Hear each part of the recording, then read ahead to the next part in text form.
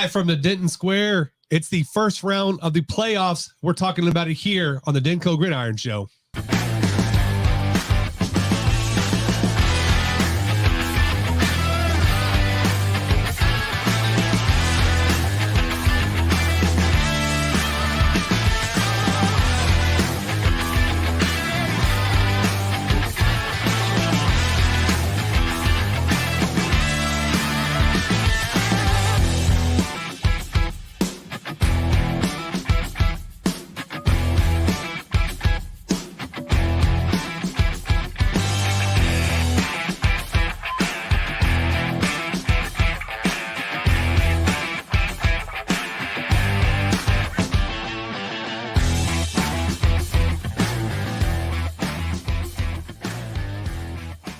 Lee Livingston, great job. I love the new intro, man. I told you I wanted to be surprised and not see it early.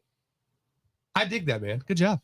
Appreciate it. Yeah, I definitely spent lots of time on it and didn't cook it up last night at 11:30. Hey, regardless of when you put this together, it still looks great. Appreciate it. Much love put together in that, and I definitely enjoy having a new intro. It's fun, needed something for the playoffs. Yeah. Needed a couple of different things. And I think the funniest here's what I challenge you to do though. Each round, come up with the new one based off the teams that we've covered and that are still advanced. All right, yeah, I think we can do that. We might get down to like one video or something. Might get down to like one 2 video. weeks, but 2 weeks. All right. So to our teams out there, please stay in the playoffs as long as you can. And I'm gonna need like 3 or 4 of you to just go win state. That'd be sick. Yeah, I would love that. That'd make my life easy. Oh, well, welcome to the DenCo Gridiron Show. It is the playoff preview edition. We've made it 11 weeks through. The 6-week grind begins. We've got Texas high school football playoffs. That did not fire off like I thought it would. This is John Piper. Wrong button. Oh, no, turn it down. Turn it down. We're hitting all the wrong buttons. All the wrong buttons. It needs to be labeled or changed out. We need to get rid of that, whichever one that it is. That is John talking. But yeah, the playoffs are here. The most electrifying 6 weeks of high school action that you can imagine. In terms on the gridiron, every playoffs are crazy, whether it's basketball, baseball, soccer, whatever. Oh yeah, it's the intensity revs up. The action is a little bit more clean week to week and everything. It just feels good. So see, I don't know if I'd say it's more clean. But it is the caliber is a little bit better. So I figured I think the caliber is better. I think the talent is higher. You're gonna see. This is why I encourage, even if you're like, high school football, I don't want to go watch high school football, because I think there's people that are in high school, some high school students maybe, that are like, I want to watch college football on the weekends or on Friday night or whatever. I want to go do other stuff. If you are a sports fan, a football fan especially, go watch these games in person. Like the madness that you get to kind of see when it's the playoffs, like those players are out there leaving it all, and you're seeing some 5-star caliber players that are they're going to go play at Alabama. They're going to go play in the NFL. Guys that are the future of the sport playing against people that, I mean, their careers are on the line each week. And they know it. They know they're going to go, hey, I'm going to go major. I'm going to be a business major, marketing major. I'm going to go be an engineer. Like that's where I'm at. Like I don't have any desire to keep playing football after this, but that's what makes this so special. And I just want to remind people, go enjoy it, go watch it. And that's where you get to see this dichotomy of like these nerves that these players feel. Even the guys that are going to go play at the next level, you can see it on their faces because it's ingrained. Especially if you grow up here and you grow up in this state, the coaches, everyone, like it just means something different here in Texas. That's Lee Livingston. I'm Stephen Peters. Again, welcome to the DenCo Gridiron Show. Follow us on all the social channels. If you haven't yet, you can always find us there on X, Facebook, YouTube, Instagram, Threads, Blue Sky, MySpace, Friendster, all the social channels that the kids are talking about these days. Probably on Bumble, maybe on Hinge. I don't know. Yeah, you can find our show on a dating app. That's come date a show. As always, you can email us at info@DenCoGridiron.com if you would like to share your thoughts anonymously, or partner with us or work with us, however you want to go about doing things. info@DenCoGridiron.com. Hopefully Lee has put that down below. All right. Also, if you're watching right now, either right now or after the fact, tell us what game you are most interested in this week. We have 17 this week in our area. Of course, there's the entire playoffs across the state at all. So we have 12 different brackets, 14 to 15, 16 different brackets, spanning from 6A to TAPS Division 4. Oh, that didn't, no, 19, because then we have 6-man TAPS. Yeah, so 19 different brackets. So let us know which game you're most interested in this week. Also, let us know what you think is going to be the biggest upset happening in the first round of the playoffs, whether it's the by district for 6A through 1A, 2A, or the area round for 1A and all the TAPS. Yeah, engage with us. You know, as Steven said, engage with us. You can engage with us right now. We got the comment section right here. I'll pull it up. We'd love to answer any questions, whatever you want to talk about. Just bring it up. You know, we love talking football with you guys. You know, it gets old talking just with the two of us, you know, as much as we love doing it. But then we'll talk to you on social media afterwards. Yeah, absolutely. He is at Lee Livingston 13. I am at I am Speeders on social. So yeah, definitely engage. We love the participation. We've had some great comments or questions come up, like, you know, the Emerson, Lake Dallas, Argyle debate from, I can't remember the gentleman's name, but yeah, I cannot remember all of a sudden. But that was a few weeks back. That was, yeah, a lot has happened since then. But you know, we appreciate that type of comment. Obviously, being stopped at a game or waved to or recognized in the press box, you know, by the coaches. You know, we appreciate the love and the kudos and the shout outs. And even if you hate it, we'll take that too. All right. So we're going to switch things up this week, Lee. You know why? Yeah. Why? Oh, I think that has to do with the fact that it is playoff time. Yeah, absolutely. So it's playoff time. Instead of breaking down a few games, what we're going to do this week is we're going to talk a little bracketology. That's all the rage right now is bracketology. Who's going to go the furthest? Who's going to be upset? We'll get into that about our 17 teams playing this week. We have 18 in the area that have made the playoffs. We're going to have preview blurbs on our website starting tomorrow for Thursday's games. And Friday, we'll do Friday's games. And then currently for this week, we have the odds for all the games this week. Looking back at our preseason projections, where we thought teams would finish and what they actually finished against what Dave Campbell's or Texas private school media put out for their rankings, forecasting. And then we also have a forecast, kind of what we're going to talk about today about playoff runs. We did this last year. I think I did a pretty good job last year putting this together. I was off. I believe you did. It was just I think it was Louisville was one. Geyer, I had them going to the state championship game, but that's a ceiling. It's not saying that's how far they are going to go. I said that's the ceiling that they can get to. It's impossible to guess how far they actually will get, but I think you can handicap a little bit better by saying this is as far as you probably should be able to get to. You know, whether it's one game less or two games less. Well, yeah, you are still under the I would listen to his ceilings more than mine. Yeah, you have everybody winning state. Oh, I have everyone winning state. I love all of you. If you guys, I think all of you are capable of it. So if you need any coaches need a pregame pump up speech, I got you. Yeah, just give me a free energy drink and I've got this. Yeah, so long as the voice doesn't give out, then he is good. All right, news, hit it.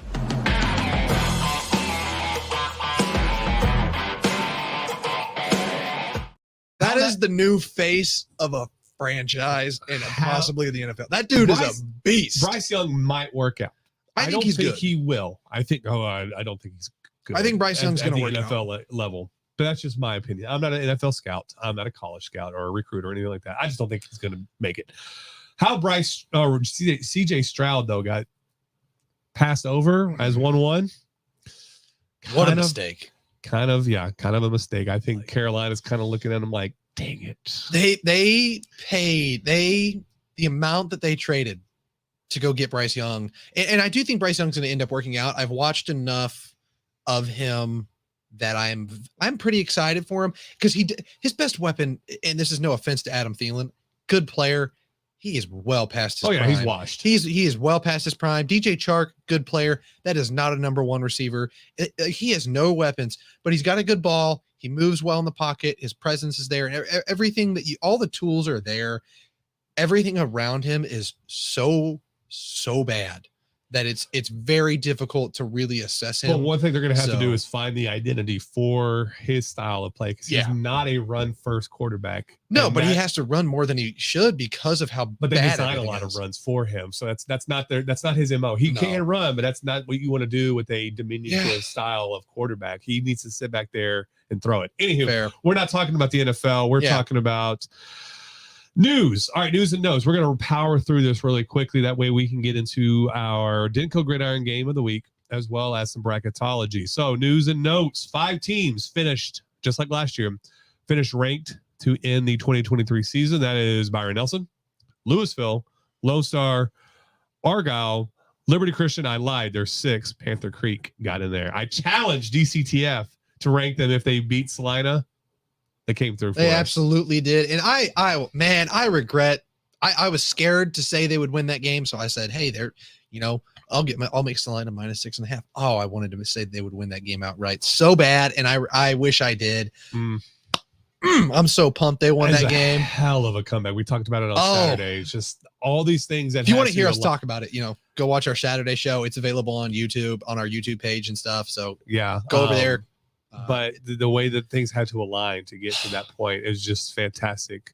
Award winners for this week. We will still do the weekly award winners each week throughout the playoffs until there are no more DenCo Gridiron teams available. For our last regular season one, we had Moses Onalowo again from Braswell. Jake Watson, the quarterback from Flower Mound, put up a great game on his final game as a high school quarterback. Braxton Roberts led that very miraculous comeback against Salina last week.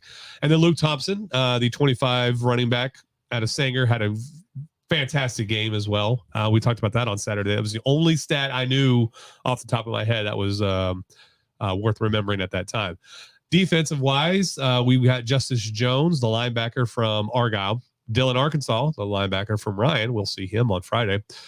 Xavier Rodriguez, the linebacker out of Lake Dallas, and Case Bitjanopoulos, the DB out of Crum, had the game-winning, clinching, sealing, however you want to phrase it, interception against Gainesville to lock up that playoff spot. And then the last little bit, two more things. We had seven, count them 7, district champions out of the 12 that we cover. It's batting pretty good. I think it's from 61, 62, 63% of the team. Pretty solid. And the other thing to add into that, and I think for us to keep in mind, is we cover some pretty daggum good districts. Like these are not, a couple of them are not like, they're just really loaded districts. Like, I mean, the Panther Creek one, Byron Nelson and Panther Creek took down South Lake and Salina. Mm-hmm. Those are power houses. Lone Star and Reedy were 1 and 2 over in the Frisco district. Like, and Wakeland got in and over there. Like 3 of the 4 playoff teams in that district were from DenCo Gridiron. Speaking of which, I looked at those district standings. That is the most perfect array of district standings, because you have 9-0, 8-1, 7-2, 6-3, 5-4. Or no, there's one where I think maybe it's 8, but it goes 0 to 0 starting in the loss column all the way down to 0 at the bottom of the win column, and it's just most perfect setup for everybody. Oh, it's just like it's a cascade effect basically of district standing. Is it a bell graph, or I forget the term. Bell curve? No, not a bell curve. I don't remember. I barely passed statistics. I'll have to look it up. Hold on. I got to. It is 6-5-8-D1. This is exactly that one. It's 8-0, 7-1, 6-2, 5-3, 4-4, 3-5, 2-6, 1-7, 0-8. It's the most perfect. Oh, so real quick, not to obviously a sidetrack there, because we're always sidetracking. I know. I just Shannon Mares. I'm so sorry if I'm butchering your name. Go Crum. Said Go Crum Bobcats, and that's right. Go Crum Bobcats. I believe that's Case's mom or relative. She's a relative of Case. Either way, I mean, Yeah, go Crumb. like I wanted to give them a shout out. So, We appreciate you watching. We appreciate the feedback. You can always hit us love up. Shouting out the people watching and stuff. So. Yeah, the interactivity is what makes this show. Makes it so much more we fun. do this for you, and we started doing this for us just so we like to talk so much, and then it's morphed into for the fans. So we appreciate the. I feel like a rock star when I get people. When Mom shouts you out from Oklahoma. Oh, I know. Hi, Mom. I hope you're watching. And I know you're at work. The last little bit of news that will not impact us, but will impact pretty much everybody in the North Texas area. Rain and cold tomorrow for the games. We will be indoors. High five. Yes. Yes. Thank you, the Star in Frisco, for hosting us and keeping us dry. So you won't need a... I won't need my camera bag that You might need it Friday, maybe, but hopefully not. I'd rather not. But you know what? Last year, first round of the playoffs was about 28 degrees, windy and cold. Louisville. Oh yeah. Louisville versus Allen. That was a fun game. Find out about that one a little bit. There was a coin toss to determine where the home game would be. It was either Louisville wins the toss and it's somewhere in that general direction, not at Louisville. That was not a thing up for discussion. Or Allen got to pick where they played. Allen won the toss, and that's why they settled on Plano West or the Clark Stadium just south of them. So I don't know. That makes no sense. I know that it's like this: you win now, you lose now, you get the reciprocation later down the road or something. I just don't think that a team that did not get the top seed should be able to dictate where you're playing, regardless of coin toss or whatever. Because the shoe on the other foot, Allen is absolutely not giving up a home game at any chance that they can. So to me, that's just straight BS. And in terms of we know that the 6A and 5A games, the first round goes to the highest seeded team for their home field. There's certain schools like, and I think this is kind of how I'll put it is there's certain schools that have more influence than others. Sure. And like they don't have to bend the knee to other people. Yeah, I get like, it. And it doesn't matter. And it's frustrating and unfair to other programs. Yeah. So I think it's BS. So anywho, we're going to get off of that. Like I said, we're going to kind of change the structure a bit. We're not ending with our game of the week. We're going to get into that now.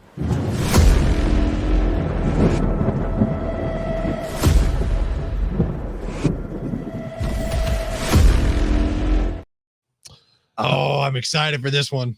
Yeah, it's going to be. I think this is going to be a good one. This is definitely going to be a good one. There's a lot of good ones. There's that are happening this week. I mean, like Crumb could easily upset. I think Crumb to me is no, it's not Kaufman. That's Panther Creek that's playing Kaufman, and I think Panther Creek. I want Panther Creek to come out hot. Panther Creek's the team we'll talk about a little bit later, but Crumb. I'm excited for that game just because I think Crumb coming in off 2 massive wins, I think they could give Sunnyvale a little bit of a problem. Yeah, I don't disagree. I don't. I mean, they lost to Kaufman this year. Sunnyvale did? Yeah. Okay. Yeah. So now that makes me feel even better. And they're a 3-win team. This is the thing is we've said it time and time again, and I'll just echo it one more time. And then, we'll get into the game of the week, which is that Crumb has the ability, I think, to beat anybody on any given day of the week. And a lot of it has to do with Ty Tabor and that explosive offense. The defense is plenty good enough. They have all the talent they need. It's just play clean, like play your brand of football. Don't worry about what the other guys are doing. I mean, obviously you got to some degree do it, but it's just you're plenty good enough. Like you might be more talented than some of the other teams that are 2-loss, 1-loss teams to some degree. Well, here's the difference. It's like from the last 2 weeks that they've played versus now, there's absolutely nothing to lose. Oh my God. Outside of being bounced in the playoffs, granted, that's something to lose, but you are a 4. A lot of people are going to write you off as a 4 going against a 1. So yeah, well, let's go back to our game of the week. We'll talk about Crumb and all our bracketology stuff later. But yeah, so 8-2 Lake Belton versus 7-2 Denton Ryan. going to be a fantastic matchup. I think you have a world-class wide receiver in Lake Belton to have to go against. And then you have Denton Ryan, who has kind of cobbled their offense together and relied a lot more on their defense, especially last week against Northwest, which we kind of agreed are a little bit one-dimensional and having to rely on Ife a bit too much. But it had worked for them up until last week very well. So kudos to that Ryan team. And Braden Musset, I think he went off for like 145 yards rushing as well as like 102 yards passing. He seems to have just become the guy to lead that offense and everything. So yeah, I think we're going to be in for some fireworks at Collins this week. It's going to take flipping a field or flipping the advantage in terms of turnovers, I think, to really pull this one out if for either team, to be honest with you. I'm with you there on it taking probably a turnover or two, because this doesn't feel like a game where the defenses are going to be able to come out and just shut the other guys down type of thing. It's going to be a turnover here or there, probably late in the game type of deal where we're in the fourth quarter, somebody makes a mistake. To some degree, I do favor Ryan in this one, mainly because Lake Belton, since you mentioned it, they have the 5-star. I think it's a 5-star receiver. I forget his name. Cannot remember. You told me what it was while you vamp. It's going to be a little bit more of a passing game for Lake Belton because that's where your best player is. Yeah, Micah Hudson. So Micah Hudson. Yeah, you're going to be leaning on a wide receiver for most of the game, and I think that favors Ryan to some degree because that's kind of where your defense is a little bit better. I think obviously we saw them giving up some explosive plays against the Colony. However, the Colony was able to open that passing game up by rushing the ball effectively in that second half. So I think because Lake Belton isn't this team with a super effective rushing game that's going to be able to just bully Ryan, I think Ryan's going to be okay. They're going to be able to not totally stop the Belton passing game, but they're going to be able to slow it down enough or force a turnover here or there. So, yeah. And, with the access I have to the DMN's information, I'm seeing that Lake Belton gives up quite a bit of yards per game. Now, this could be just based off of one game. I don't think that's correct, though. But it's saying it gives up. No, this is definitely off of one game because never mind. It's total yards per game was 51.7. That's not correct at all. So at some point this year, they gave up 517. I'm not sure against who, but this is definitely going to be an interesting matchup because we don't know much about Lake Belton outside of them being more pass happy and relying on Micah Hudson, who can do damage. It's either over the top or get him in space and let him yak it all day as he can. So I'll be interested to see how well Ryan holds up in the secondary. I think they have the players in like Arrow West and those guys and Dillon, Arkansas in the second level. But I think the game is going to be won, to be honest, at the front if they can get Uzziah Warmate or Warmate. I forget his last name, how you pronounce their last names. And then Trey Bates and all them activated. So yeah, and so just to kind of this is off of Max Preps because we're trying to scramble to find stats. This is one of those teams where they're not from the area, so it's hard to find stats. But I'll leave off statistically from Max Preps. What we have is that Michael Hudson averages about 126 yards a game. Rushing wise, it's not a lot for Lake Belton. Cameron Hamilton about 57 yards a game. Now Michael Hudson 19 total touchdowns on the season. Yeah. So the dude does work. He is a beast. So it's going to be a task to slow him down. However, the next closest guy is Cameron Hamilton with 10 total touchdowns. And then the quarterback, Elijah Mascarones. I butchered that. I'm sorry, Elijah. 10 total touchdowns. So they're going to be leaning a lot on one player. And this kind of reminds me a little bit of Northwest, where it's, and some of the teams we covered, where it's one guy, you're leaning really heavily on one player to do a lot. Yeah. And I think Ryan also is going to benefit from Coach Hennigan having been there for a while. We've seen Coach Hennigan. He's had success. He's done this before. He knows what to do in terms of like, he's going to be able to take away. I think that coaching staff is really good at what they do. And one of the things I learned really quickly when I went and interviewed Coach Hennigan before the playoffs and stuff is they know how to keep their players fresh before the playoffs. And they also understand the importance of keeping guys loose, making sure that they're able to have fun a little bit before going into these bigger games. Yeah. The biggest worry though I have in terms of Ryan is getting off to a fast start offensively. So I'm looking at their team scoring averages by quarter. Lake Belton scores about 17 points a game. So they get off to really hot starts on the way to averaging 44 points a game. Ryan, on the other hand, only averages 7. If you're down 10 after one quarter, you're basically your game plan starts to scramble, and you're having to rely on a not a world beater of a passing offense. Yes. If you're Ryan, and then as the game progresses, Blake Belton scores 13 in the second quarter, then 7 in the third, and then drops down to 6 in the fourth. And that's probably because they're up big and they're not having to worry. I think the good thing for them, if that does happen, obviously it's not great if you're Ryan, because scoring isn't your forte, your defense. It's not your forte.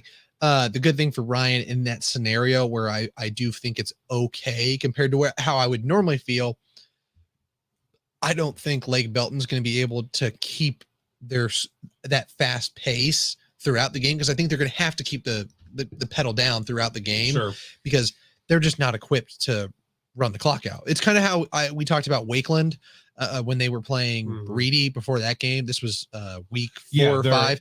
They're the problem for teams like that is, can you actually run the clock out? And one thing I learned about Byron Ellison here in the game we went to against Central, in the game we saw that we were kind of watching in the booth, against South Lake. Was it? Yeah, I know it was the South Lake game. I forget which game we were at while we were watching. I think it might have been the Geyer McKinney game. It was. But we were watching the booth. They can run the clock out. Even though they're a very fast-paced team, they have the ability to just halt the game. I don't know if Lake Belton's gonna be able to do that when you're averaging 50 some odd rushing yards a game.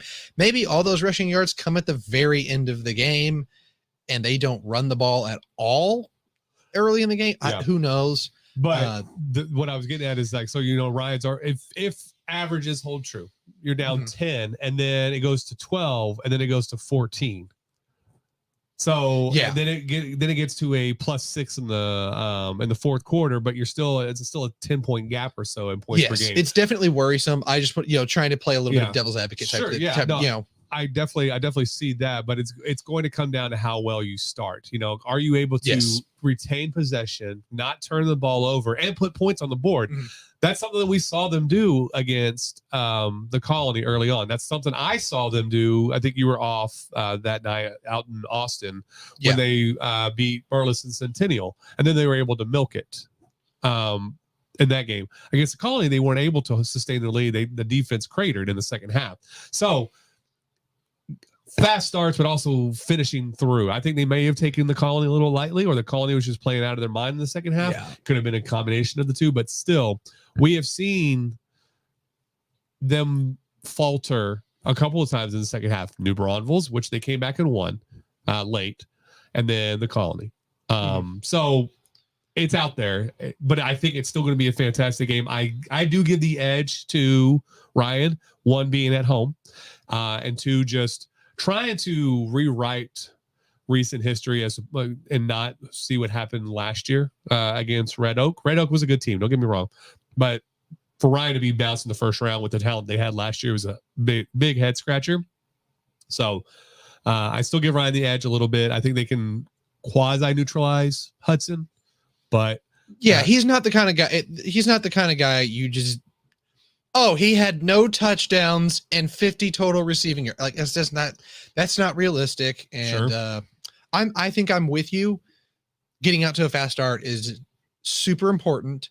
And I don't think it's a total game over if they don't get out to the fast start. I think that's kind of where my head's at. It didn't obviously if fast it's start meaning like you either play even or you're ahead. You can't go down by 10. I don't think. I don't think Ryan's built to overcome big deficits. I think if it's 10 or less, they're okay. If it's a 2 possession game, I think they can work with it. If it's a 2 possession game going into the second half, I think that there's a world where they can kind of work with that. Anything beyond that, Sure. that's where I'm oof, like that's where it gets really scary.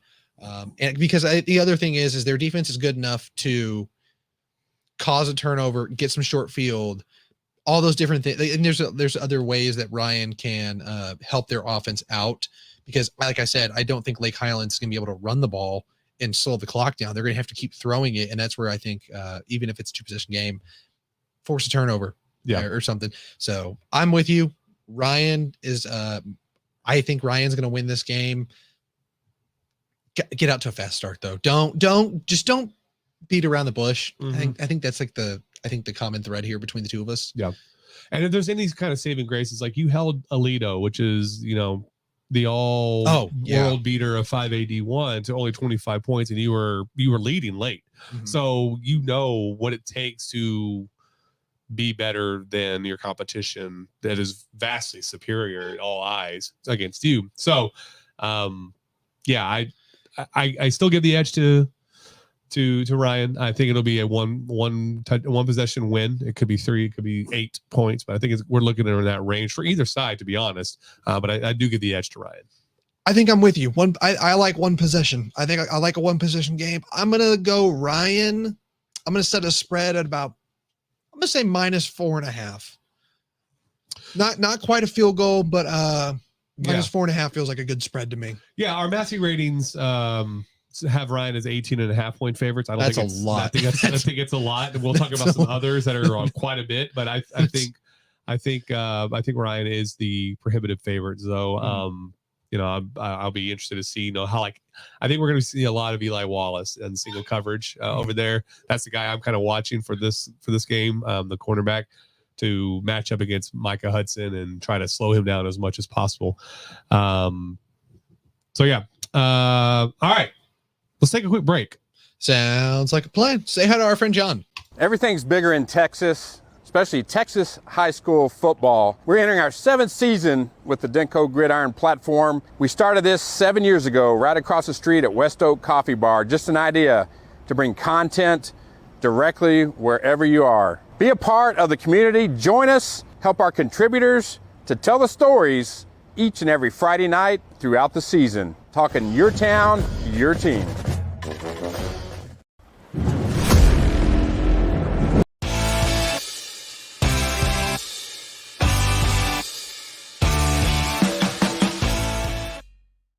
Have a million buttons to press. There's so many. Okay. It happens, man. Technology fails us at times. All right.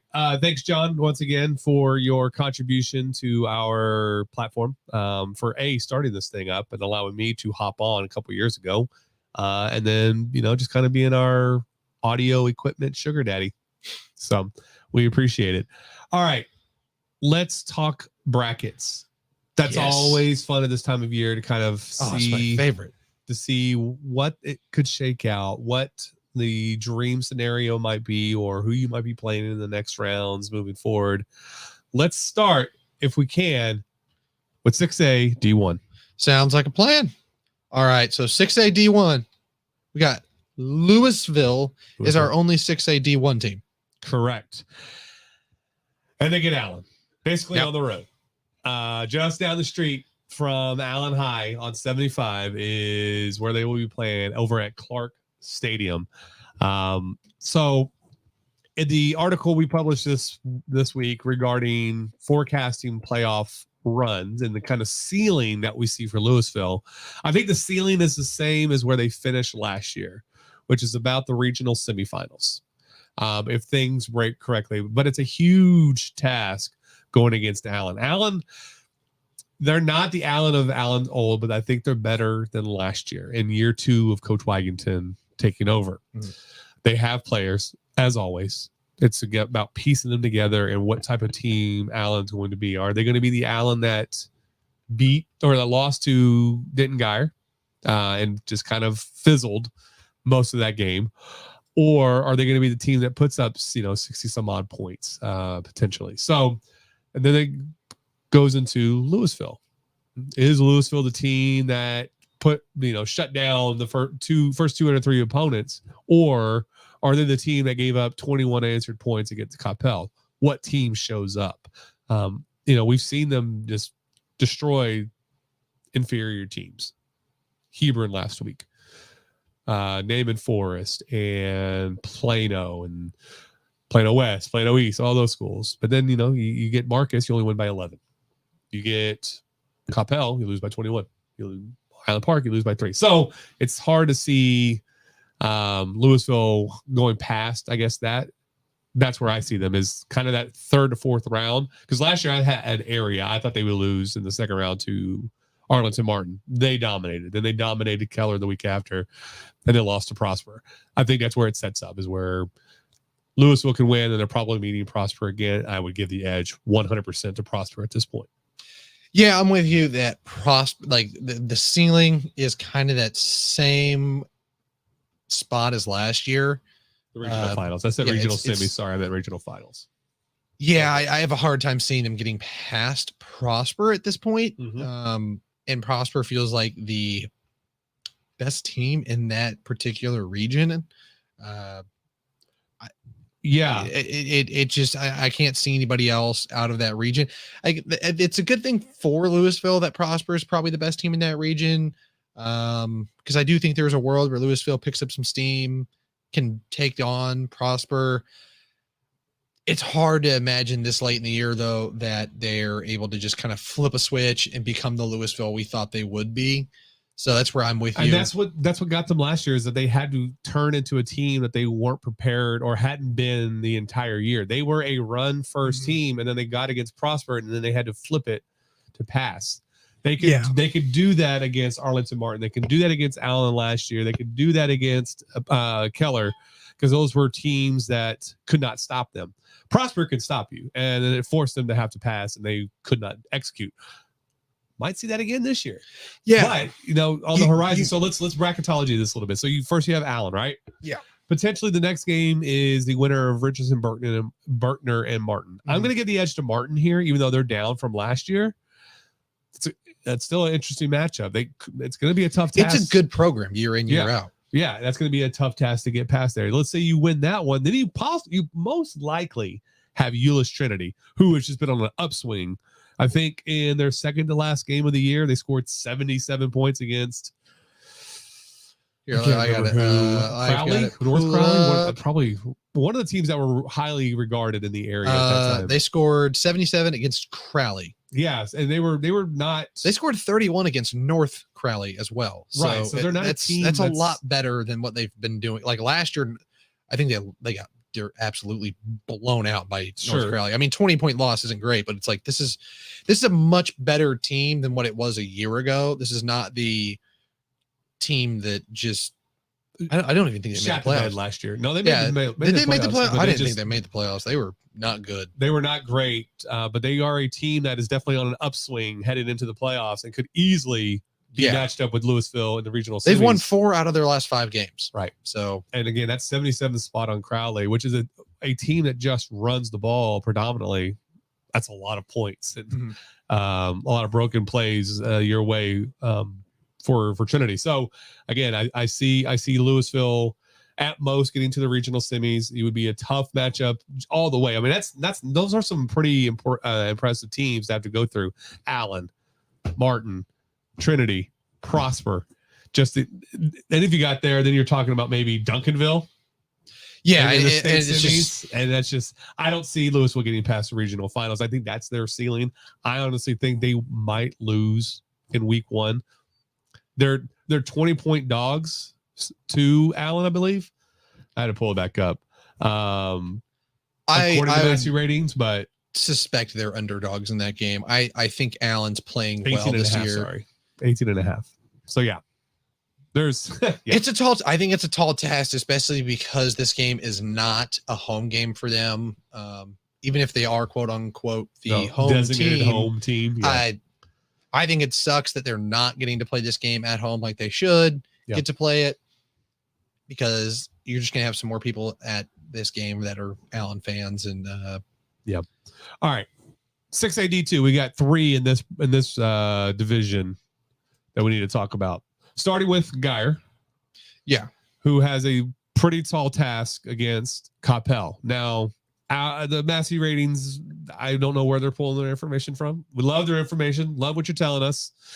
But for Geyer to be 20-point favorites over an undefeated team is a huge head scratcher. Yes. Now, that's not to say I don't think Geyer can pull off an upset. Mm-hmm. But Coppell has turned away everybody that has been put in front of them. Geyer had a really bad game against McKinney. Who else did they lost to? They lost to Prosper by 3. They lost to Alito by 3 on the last second field goal.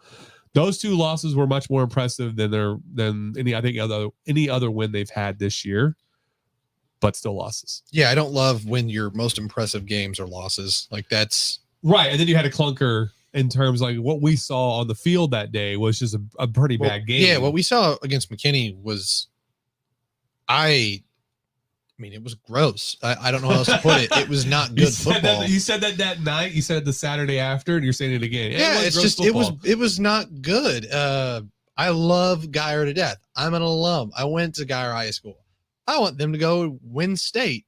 Like, that was not good. That was one of the worst games I've seen them play in a long time in person. But that's also that recency bias where it's like you've had 4 years of getting to state semifinals. Yeah, and I know that, and it's so that's where that it kind of like clouds the judgment. But based off of recent history, it's like, man, this team sucks in comparison. It's not the same team. It's not like it's hard to judge that. It's unfair to judge it compared to what they had the last 3 years, but I'm doing it. Like, sure. Like, I'm sorry, but like, and just to point out, it makes no sense to me to be that big of favorites when you're going against an undefeated team like Coppell, who has played phenomenally. When you just go look at their box scores. I mean, I'm blanking on his name, the quarterback. Sorry, we don't cover it, so I forget his name. Yeah. I'm not helpful on that one. Back. Let's pull up the roster. Looking at us live. Google searching. Edward Griffin. Yes, Edward Griffin. Been lights out. Doesn't really turn the ball over that often. A lot of passing yards, and they run the ball effectively enough especially for how well they pass the ball. And we've seen Geyer every game the 2 Geyer games we've been to. Geyer has a problem giving up big plays in the air. Yes, against Alito, there was chunk plays being given up everywhere. Running back, oh my God, or passing, or whatever. It was a great game because Geyer was able to pull, keep even on everything with Logan at quarterback. It was amazing to watch because it was just back and forth. Yeah, but we saw it against McKinney too. McKinney's not a team that you should be giving up that many chunk plays, especially through the air too. No, and I could see the offense struggling like they did, but the defense is struggling against the McKinney team, which doesn't have like the Keldrick luster of last year or those playmakers, is very surprising. So, so if you're looking at the bracket at Geyer, you have a tough test against Coppell. Then you're probably matched up against Arlington Bowie. Maybe Jesuit. I don't know. That's going to be a toss-up game to me.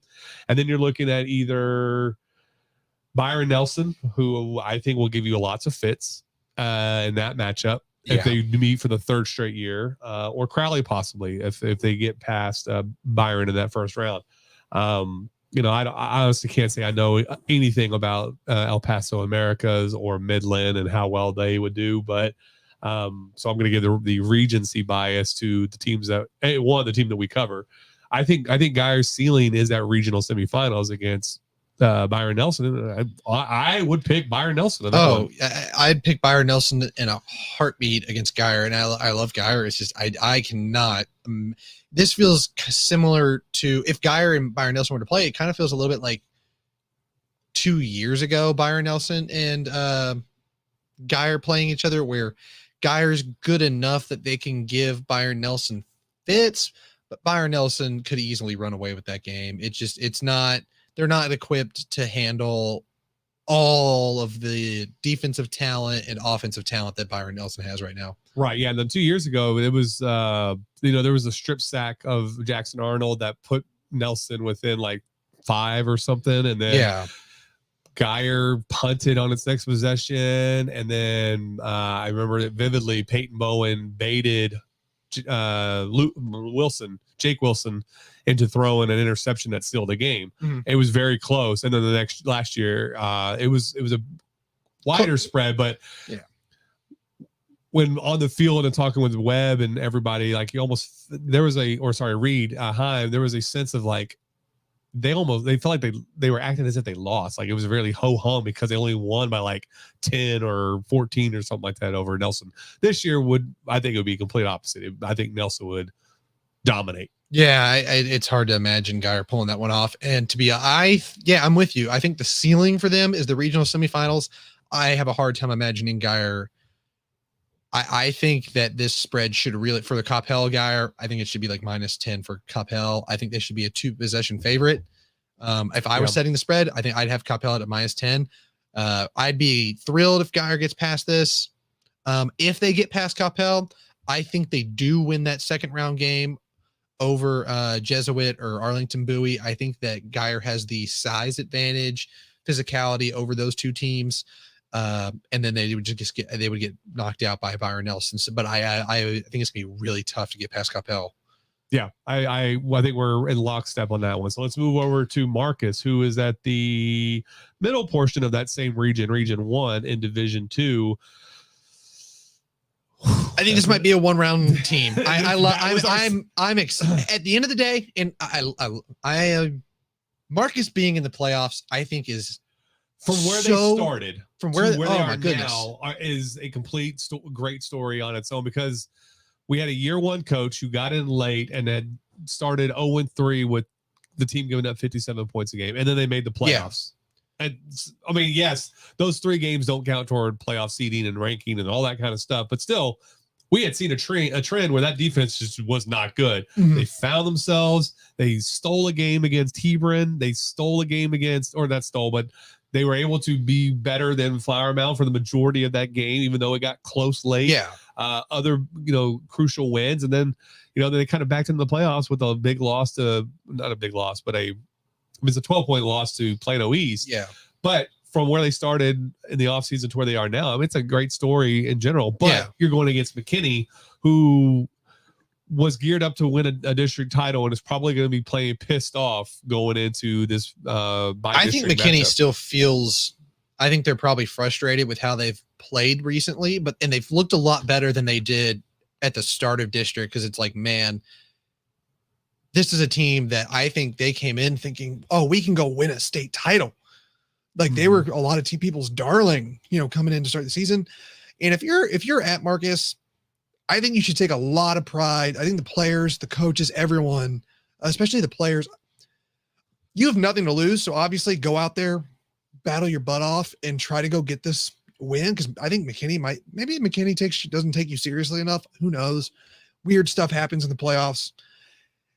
Oh my goodness, though, like what you did to establish I think this Marcus program feels so different than it did a year ago and prior. And I don't mean any disrespect to like Coach Atkins in the staff before, but like it just feels like there's been a total shift at Marcus, and it just like what they've established there now is awesome. And I am so excited to see what they're able to do next year and beyond. And that is all kudos to the coaches and to the players, like especially the seniors, to take on a leadership role from a coach and then buy into it. Like you bought into it. Like, and that's a lot to ask. And Coach Alexander, when we got to interview him after the Mound Showdown, that guy, like it says something when you have a coach who's just so proud of your players and your seniors. It's like he's known him hadn't even known him a year. Yep. And I just think the players should take a lot of pride, no matter what happens. Go out there, battle, try to win that game, obviously. Sure. No matter what happens, just carry that with you. Yeah, they made the playoffs, life, and you set a new foundation for the program moving forward. Yeah. I think the reason why we are hesitant to give Marcus a chance to advance in terms of their ceiling, or at least from my perspective. Yeah, great. You put up 46 against Plano West. Great. You put up 53 against Plano, but against the 3 playoff teams, you put up 6, 3, and 18. Yeah. Just the trends there do not bode well going against a very stout McKinney defense. Yeah, I think the talent gap is just a little too stark here. I love Marcus and what they've done this year. It's just the talent gap is a little too much. Yep, I agree. All right, so let's move on to Byron Nelson, who is also in 6AD2, Region 2. So they're at the bottom of the bracket, right? No, they're Region 1. They're Region 1. Yeah, they're the same one as Geyer. Yeah, so. I'm an idiot. So I think we're pretty much in lockstep in saying that they'll get past Crowley. They'll probably beat Midland, and then they would be matched up if Geyer wins with probably Coppell or Geyer. If it's Geyer, I definitely think they would win. Coppell is going to be an interesting matchup for sure. That'd be a tougher one. I think the ceiling for them are the regional finals, which would be that next round. And then they would be playing most likely Carroll. And if I know anything about Carroll and vindictiveness about that program and how they operate, I'm pretty sure Carroll's going to be amped to run away with that one. It will be a good game, and I think Carroll would get his revenge in that matchup. I don't see, this is where experience in this situation matters from a coaching perspective as well as a player perspective. Remember, Byron Nelson had to replace 90% of their passing offense from quarterback to its receivers, as well as go with a brand new, basically their entire skill position on offense. There's Tucker James. He played sparingly last year. And then of course, new quarterback, and then of course, new receivers. Defense is great. I mean, they've been there for a little while with Kabongo, Kabea, Ashton Williams, Jacobin Julian, all of them. Great defense. But I think the been there, done that mentality of the coach, as well as the players for Southlake, it would be a little bit too much to overcome. And of course, losing your win streak in the district title to a team that's basically been looked at as the redheaded stepchild of the district, or how you feel about them, is really going to amp up Southlake so they can then go to the state semis. I think Nelson's limit is the regional finals against Southlake. You might have a dissenting opinion. I can see it all over your face. I don't love the opinion, man. I think the ceiling for this Byron Nelson team is the state semifinals, where they would play DeSoto. Yeah, I don't look. I love Byron Nelson, but look, I think DeSoto. I think DeSoto is about to blow everyone's doors off. Okay, nobody is getting past that 6'7" lineman that they have. You've seen him, right? I've seen. Yeah, freshman, I think is what he is. I told you, I thought DeSoto was going to give Duncanville a game, and like everyone in the booth at this Geyer McKinney game was looking at me like, "Oh, what are you talking about?" I'm like, I think it's going to be a good game. Next thing you know, DeSoto's beating Duncanville from quarter 1 to quarter 4. Yeah. Okay. It was a beatdown. All right. DeSoto might beat everyone in this. All right. That's beside the point. We don't cover them. But yeah. Okay. All right. I think they're going to, they beat Southlake 34-17 and handled it. Like it wasn't, they owned that game. Okay. Bring Carroll on again. We'll do it again. Yeah. I don't disagree with you there. Like that. Cool. You've been there, done that. Byron Nelson's been to the playoffs. They nearly took out Geyer 2 years in a row, and it was a loaded Geyer team who blew Southlake out a year ago. Southlake thinks of themselves very highly. Yes, I get it. Byron Nelson, I think they're going to, if they play Southlake again, cool. You come in with that. You think you're the underdog, Southlake. I'm sure they would love to do that. But guess what?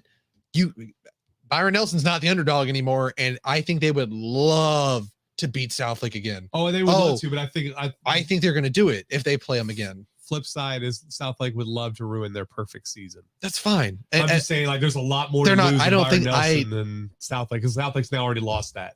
Like that's that. There's nothing more to lose there. The players on that defensive side, like you've kind of mentioned, like there's a lot of guys. There are guys that have been there the last couple of years that won that district title. I think it might mean more to them to just beat the crap out of Southlake for 2 years. Pride and Co. I would love to be wrong that you guys can't beat them again. I'm not saying you can't. I just think that I think Southlake will give you a much better game than this past one. I think, maybe they give them a better game, but I think it would be. So you're saying I think state semis is the ceiling, so and state semis. I'm saying regional finals. Well, we'll see when we get there. And for all we know, they could lose in week 1 on this first round. I think I don't know. Southlake Carroll could lose to McKinney. I think McKinney could show up. No, sir, you're out of pocket for that one. I don't think it is out of pocket. I think Southlake Carroll might be a little overhyped at the moment. Okay, I don't know. I just.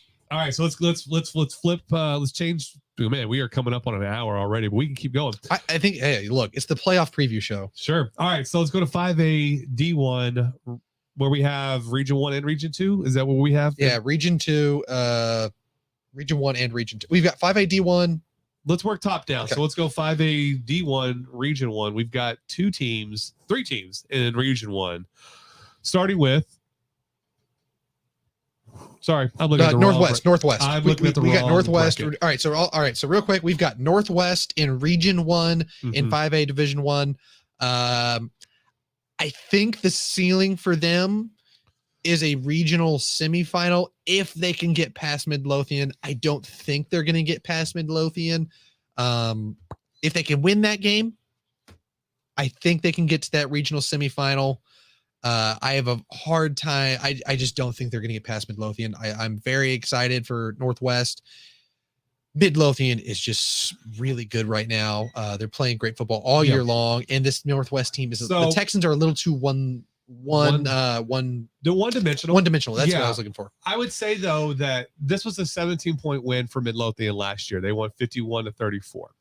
I think the gap between the two has closed, and if you look at what Massey Rating thinks as well, that's showing an 8.5-point favorite for Midlothian. So the opportunity is there to upset them. Yes, they have to be able to pass the ball. Yeah, and as well on top of what they do with the running back game or the running game with Ife and Nate Jean.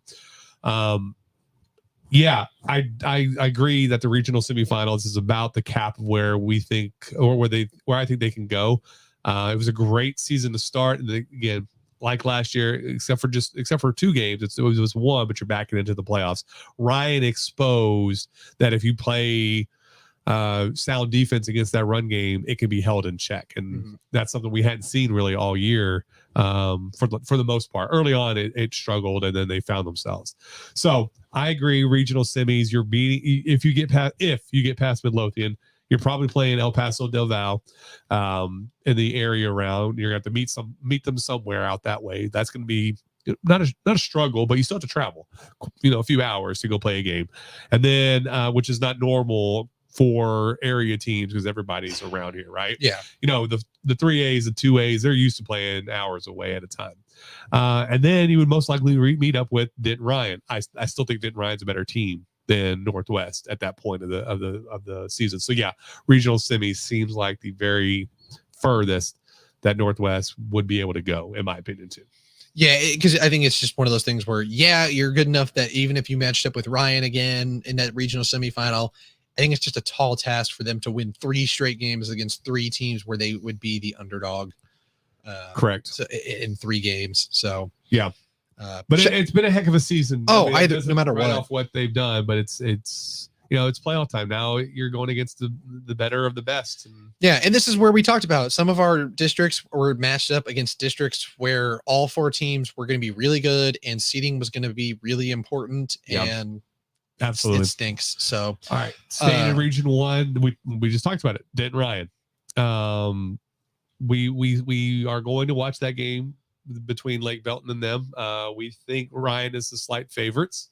So we're giving them the by district pass area, looking at probably Abilene, and then getting past Northwest, most likely, I think Midlothian there. I think their cap though is regional finals, where you're looking at either at Aledo. I'm sorry, until Aledo is beaten in the playoffs, it's Aledo over everybody at this point in 5A D1. So that's where I see them faltering. Okay, so real quick, our friends over at Prelude Production, love the work, by the way. I'm a huge fan of all the cinematic stuff that you guys do for Geyer and other programs around here. So shout out them. Question: Denton Ryan over Abilene High round 2. So it was an exclamation. Oh, exclamation! Question. I don't. So that's actually called an interrobang. So there's some journalism nerdism for you right there. Hey, so when you have the exclamation question mark combined, it's called an interrobang. One of my favorite words ever. Yeah, Prelude Production. We do see Ryan over Abilene. I when it comes to like teams, Abilene and then West, I don't trust them because I feel like they're undersized and they rarely make an impact anymore. This isn't the 80s or the 90s where you have Pojo, or what is it? Is it Pojo? Not Pojo. Booby Jenkins running the football. It's Odessa Permian. What were they called? Mojo, right? Yeah, Mojo. That's what it was. They still got Mojo on their jerseys. And I know they do. So this isn't Odessa Permian. This isn't Midland. The only team right now from out west that I think can give anybody any real trouble is typically going to be Lubbock Cooper, because they have produced quite a few really good linebackers in the last few years. Yeah. And they, like last year, they had a 4 or 5 star linebacker, and he was both big and fast. We appreciate you, Prelude. Booby Miles, that's who it is. The work you do for Geyer and everything is fantastic. But yeah, we definitely have Denton Ryan over Abilene High in round 2. That's who I'm thinking. If Abilene can even get past El Paso Hanks, there, I said it. So yeah. But I think we both agree that the cap is regional finals, right? With Aledo? Yeah, I think the cap is going to be regional finals just because I think Ryan needs to I'm a little nervous about the Lake Belton game just because we talked about it already. I think Ryan's going to win that game.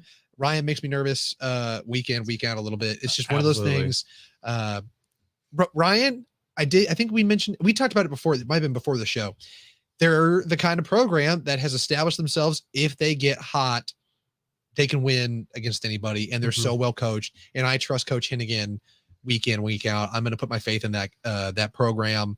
If they just annihilate everyone going into that Aledo game, they already gave Aledo problems. They did. So, and that was at Aledo too. Yeah. So that's the kind of game I don't think they're going to beat Aledo, but I'm never going to count them out. All right, moving down to Region 2 of this bracket, we have 3 teams from our area, which we projected to begin with that this would be probably who we would be seeing from 6-5A D1. That is first off with Lone Star. Easily, I think we'll be at this game as well. Lone Star and Dallas WT White. I think we can easily pencil Lone Star to win that one. Yeah. Nothing personal against the Dallas ISD schools, but the inferiority they're an inferior team. That whole district or ISD is inferior to a lot of its outside districts, Frisco being one of them. It's nothing personal. It's just kind of how it is. We see Lone Star winning that one pretty easily. Then you're probably playing Forney, who's going to be a good huge test. Heck, even PA Memorial might give you this.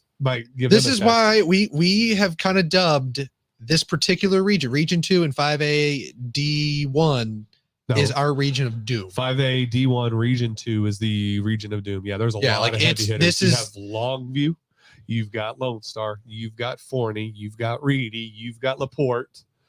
There's a lot of good teams. Lancaster's going to be a 4 seed, and obviously we talked about them before. Mind-blowing to me that they're a 4 seed. They're, if I'm not mistaken, I'm pretty sure they are a 4 seed because they're playing LaPorte. That's. Yeah, they got 4th place. Mansfield Timber. Is it Mansfield Timber? Yeah, it's Mansfield Timberview's in here. This thing is going to be a bloodbath, and whoever comes out of it is.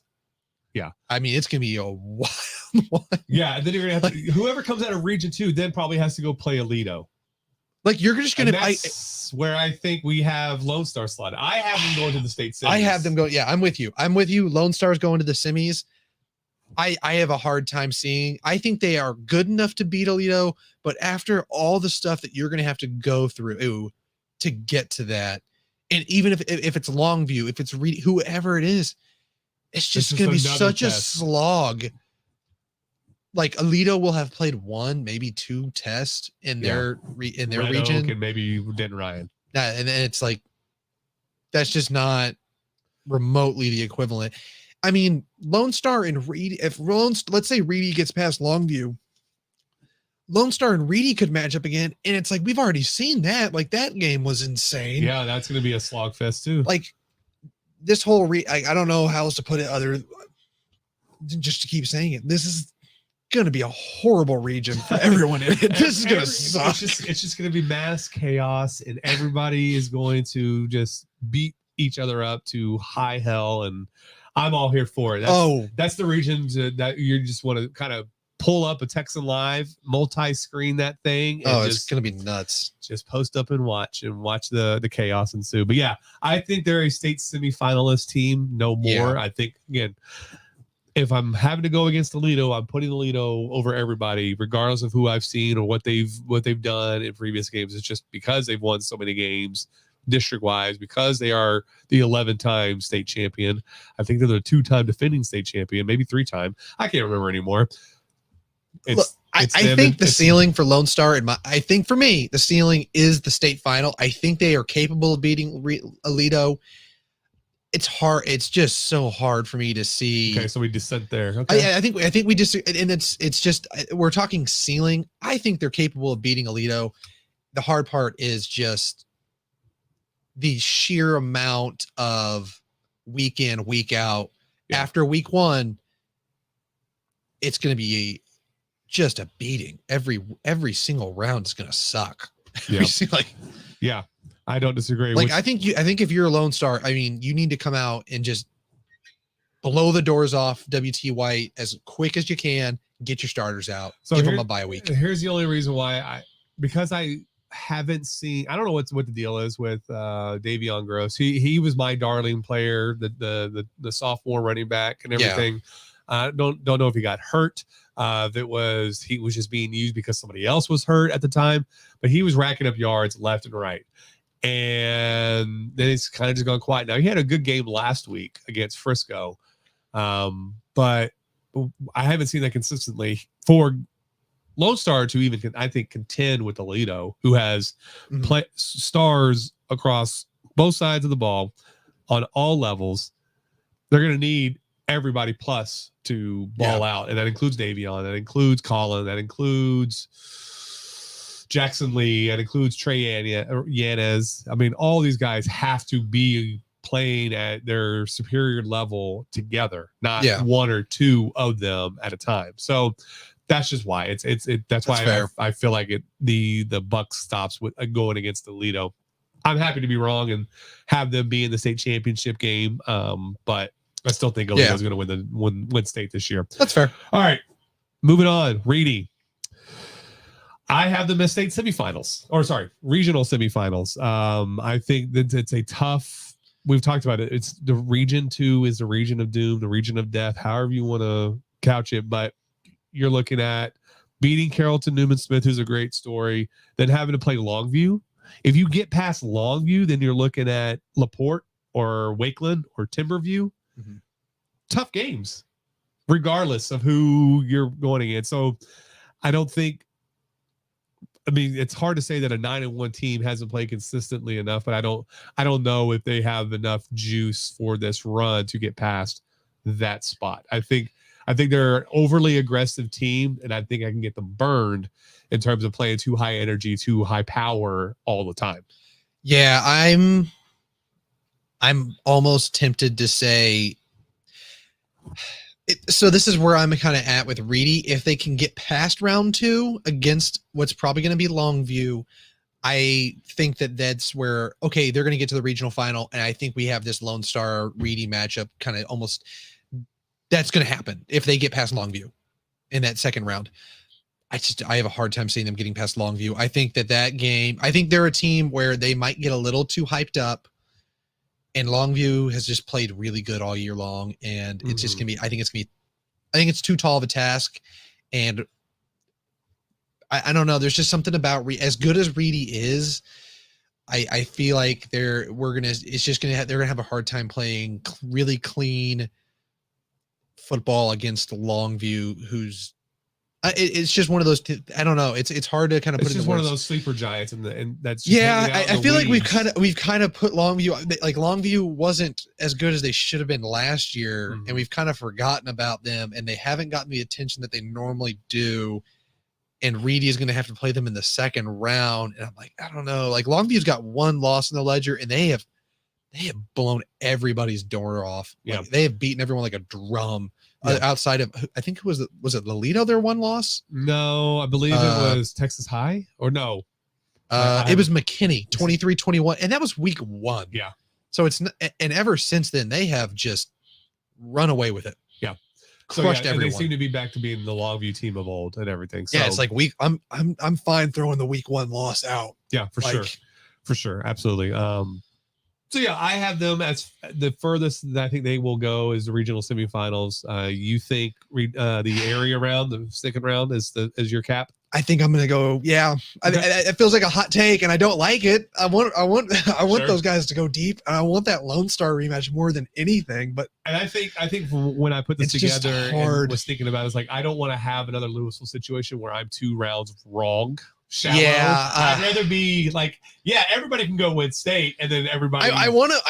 Hey, you know what? I'm rooting for all of our guys to go win state. Right, but this is the one team that's been playing really well that I'm gonna be low on, just because I think Longview is a sleeper giant right now. Sure. All right. Last one in 5AD1. We're looking at Wakeland. We've seen them a couple times, or once this year. That was against Reedy. I think their ceiling is area round. They are slight favorites over Timberview, which to me is surprising. But because Timberview puts up points. If you look at their schedule, they just put up points on points on points on points. However, they struggled against Richland. Richland only held them to 27, but around that it's like 79 points, 90 points, 57 points, stupid amount of points. And I don't think Wakeland has they have the ability to keep pace, but I don't think they have enough to stop them if they really wanted to.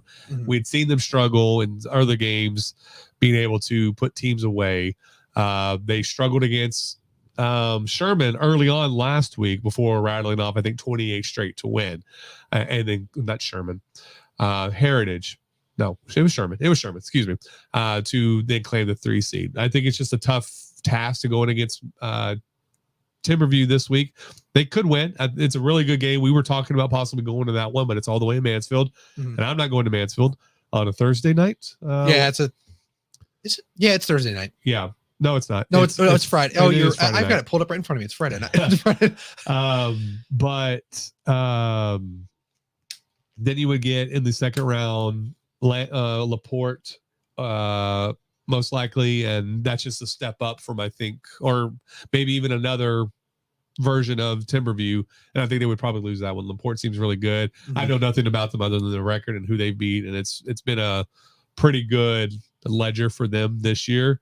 So I think for me, their ceiling is the area around that second round, and just not having enough line of scrimmage control against really good teams.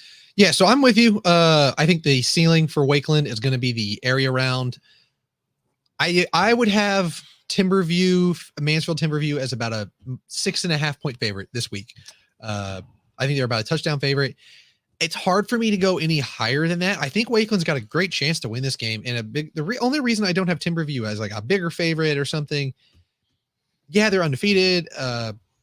They've been really good. They haven't beaten anybody where I'm super impressed. I'm really happy with Carrollton Newman Smith. I think the coaching staff they're in their second year. They have flipped that program. So that's kind of an impressive win to me. The Birdville win is somewhat impressive, but like a lot of these other games, they're not against teams that I'm super excited about. They were not undefeated. They had one loss to against Richland. So like that, it's a 10-point loss, but like there's nothing like standing out where I'm like, oh man, this team is just incredible. Like they beat Sunset 90-0. And it's like, a lot of these teams are not, and I hate disparaging other high school teams because some of these teams don't get the same funding and treatment and athletic. Oh yeah. So it's where I feel bad. It's just it's just you're not beating. It's not like they're beating up against really super competitive programs. Right. So I think that Wakeland's got a good chance, and yeah, they're 2.5 point favorites. If this defense is for Timberview turns out to be really, really good, okay, Wakeland's going to have a problem. If this defense isn't great and it's a high flying Mansfield Timberview offense with a kind of a mediocre defense, Wakeland's going to have a great chance to go out, put up some points, and we're just going to have and I think everyone that's at this game is going to be in tune for a 107-point affair. Yeah. Like, I mean, if these two, that's my thought, is like this could easily be like the most back and forth firework type event of the night. Yeah, I don't disagree. Like, I mean, that over under is one of the highest in the area at 69.5 points. I can see them blowing. I can easily see both these teams just blowing right past that.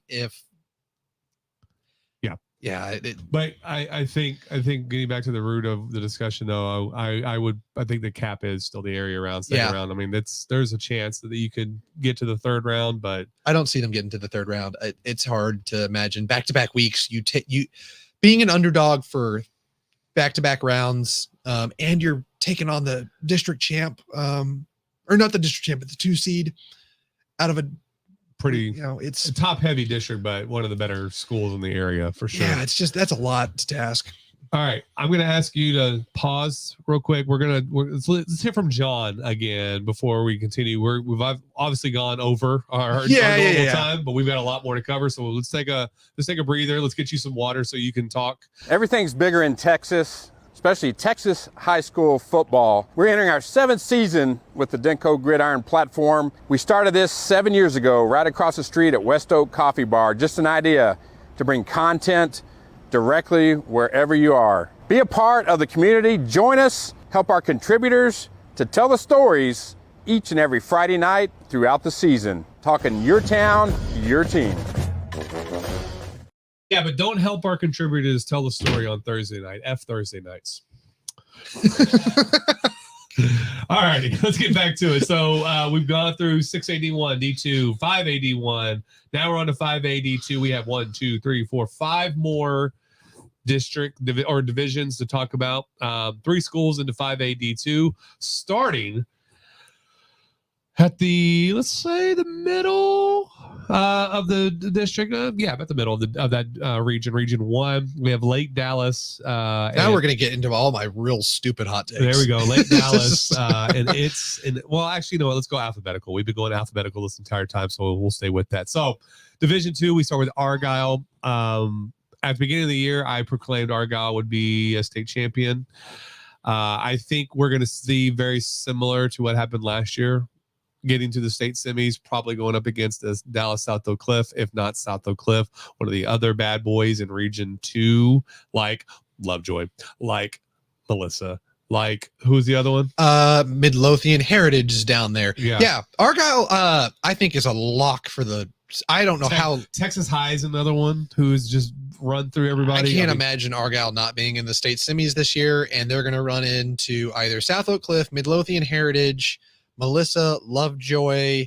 I think Kimball as good as I remember. Kimball's not as good as you remember, but I still think Texas High is one of those Texas High is good. There's a lot of good teams below there. I think the cap for Argyle though this year is very similar to last year. Just a close, tough loss to a SOC team. That's what I'm kind of predicting. Maybe Lovejoy is. I think Lovejoy is the most only team that I think can take down SOC in that region. That's kind of where I'm at. Yeah. But I think SOC is still, considering what they did to Melissa last week, I think they're one of the more complete teams in that. Yeah. I just think this classification. I think SOC is, this is the thing. SOC is, they took all the games that from the beginning of the year, the games last year that they lost or played close, where it was like, oh no, what happened to SOC? They beat those teams like a drum. Yep. Right. So it's like, obviously, they have a couple of losses. Yeah, it was DeSoto and Duncanville. Yeah. And those two, Okay. Yeah. You lost to DeSoto and Duncanville. Yeah, a 6 AD1 and a 6 AD2 versus a 5 AD2. I mean, like it matters, but yeah, it's like, okay.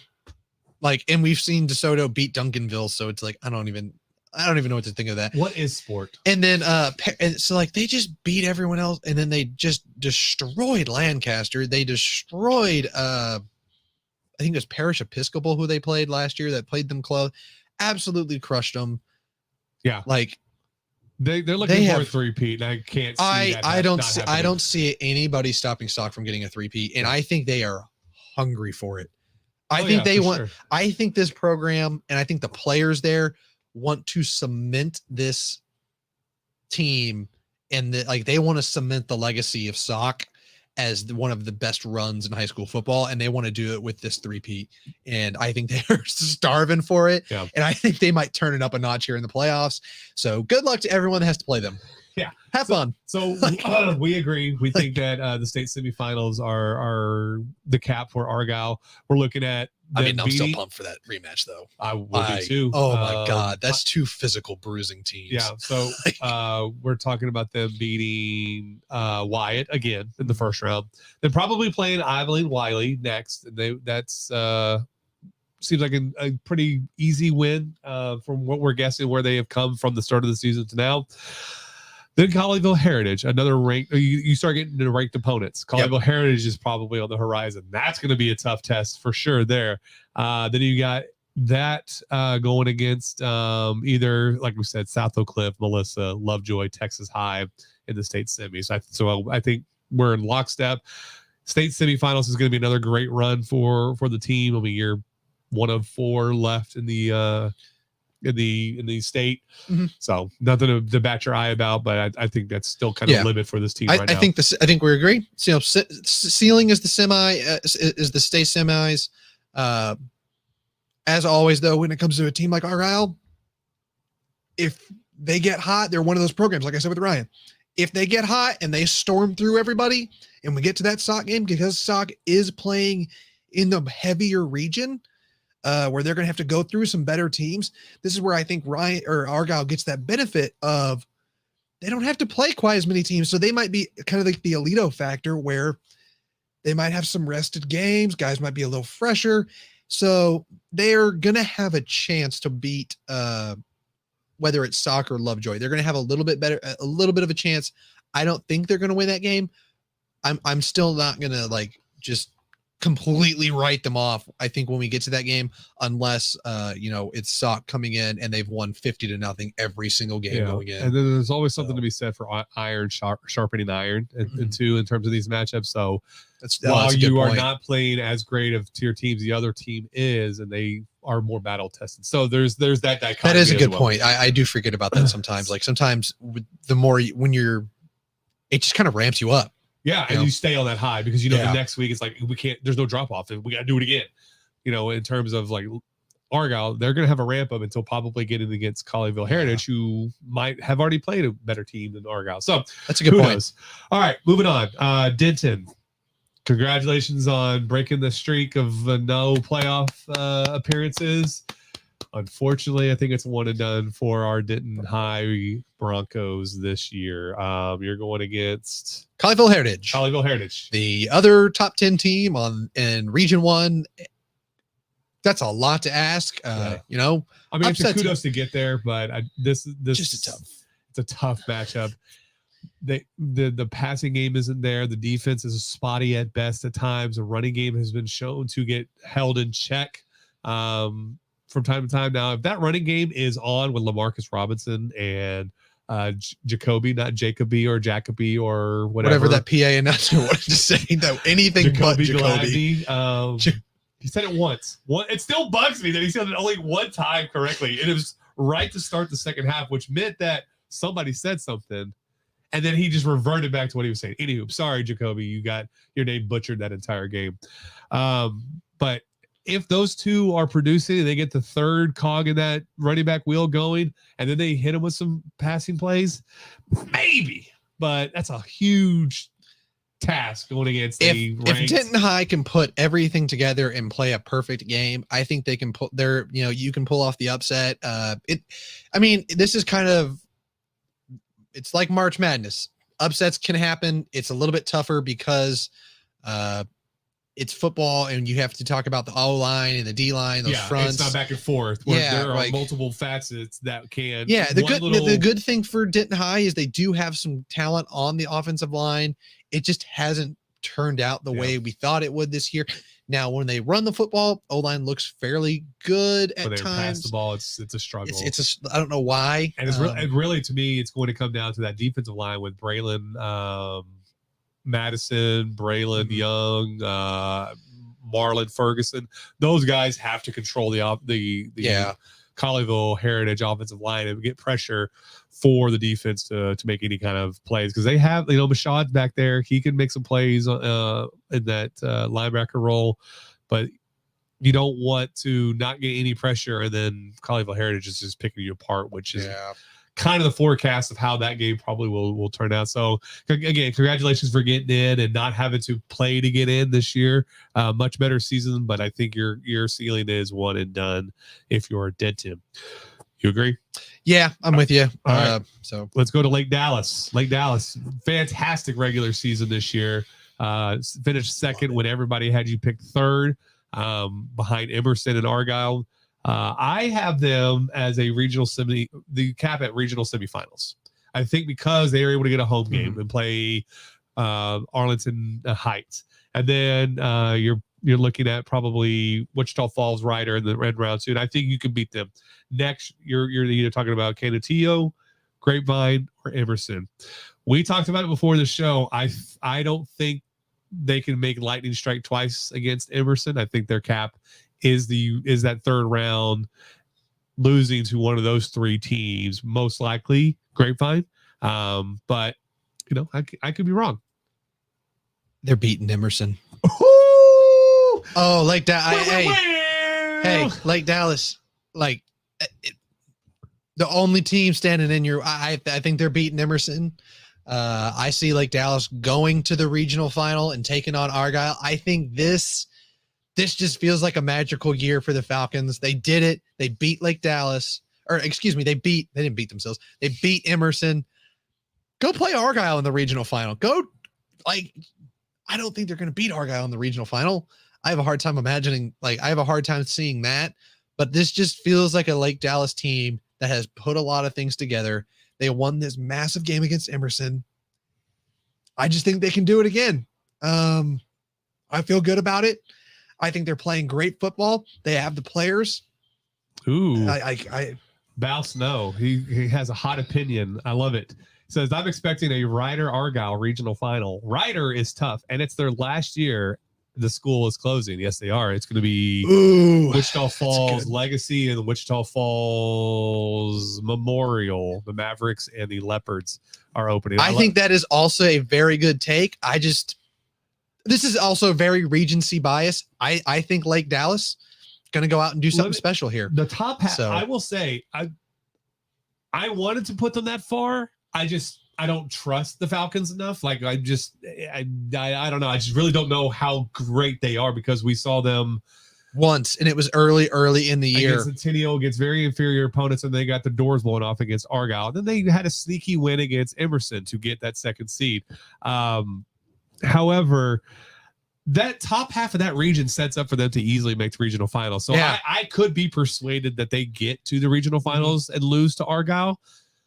But I'm going to, I'm going to just temper that hope and expectation. That's fine. I think the regional semis is a good goal. Anything past that is just cherry on the top. Yeah, I think that's good. I think that's a good point. If they can get to that regional semifinal, heck yeah. Anything past that, I think they can get to that regional final though. Love the comment, they can do Bal. it. I think Bal Snow brings up a great point. Because I had forgotten that Ryder was closing, and we had all of them are. Yeah. Oh, all of the Wichita Falls ISDs are being we're not closing; they're repurposing as something else, middle schools, and they are building 2 new high schools. And so there's this whole thing about like, should the schools have retained the name and everything, as opposed to it being new names, because now it's the Mavericks and the Leopards, as opposed to the Riders and the Wichita Falls Coyotes. Thank you. Yeah, so I think that's a good point. If Ryder can get past that second round, I think that's 2 schools that match up in the second round. That I think that second round matchup between like Dallas and Ryder could be a really fun one, because that feels like 2 schools that could go on a little bit of a magical Falls run. Isn't that far west. I mean, you're talking about playing in what, Vernon or Iowa Park or something like that. Yeah, it's not it wouldn't be horrible. It would be. I don't think you're not talking about having to go all the way to Abilene on a Thursday. No, Wichita Falls is 2 hours from and it's here, so Mineral Wells. Yeah, I mean, Mineral Wells. That's not that far. That's an hour and a half, 2 hours at most from Lake Dallas. Yeah, that's that far. Man, that'd be an exciting game, because I think that's 2 really fun, exciting stories. The last year for Lake Dallas and 5A, at least this year. So, so that's okay. Mineral Wells is where Argyle and Ryder played. Right. Okay. Yeah, cool. No, I really appreciate the information. Thank you, Val. That's great. I appreciate you watching, and spread the word if you love what we're doing. Hell, tell us if we suck at what we're doing as well. Appreciate it. Well, we love the engagement. I always appreciate it.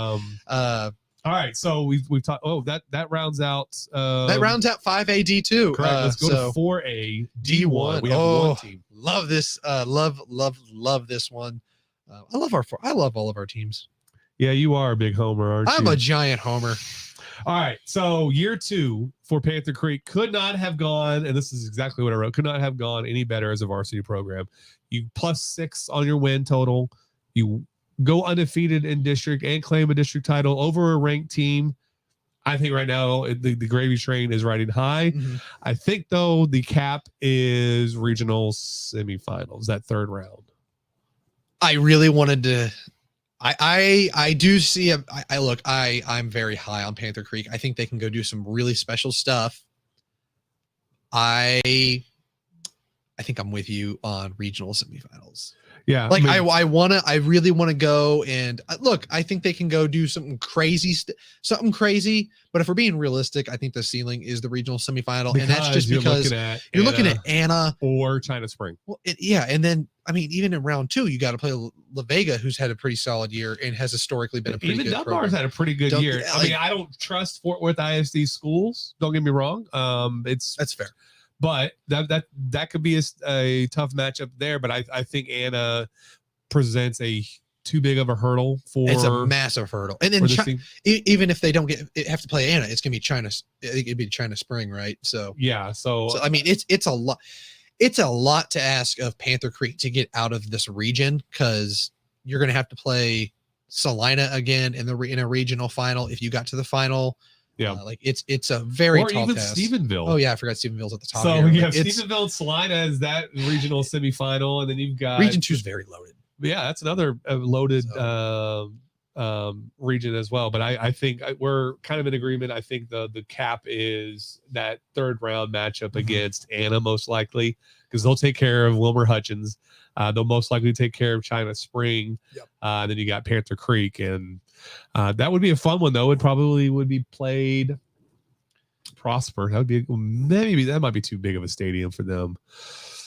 I don't know where you would play that one, but I would definitely want to go see that one for sure if that's the matchup that happens. But oh yeah, there's gonna be lots of other games. I do, and I'll throw this out there because I think I've already said it. I think Panther Creek reminds me a lot of Geyer when they first made their big run with JW Walsh. It says a sophomore at quarterback.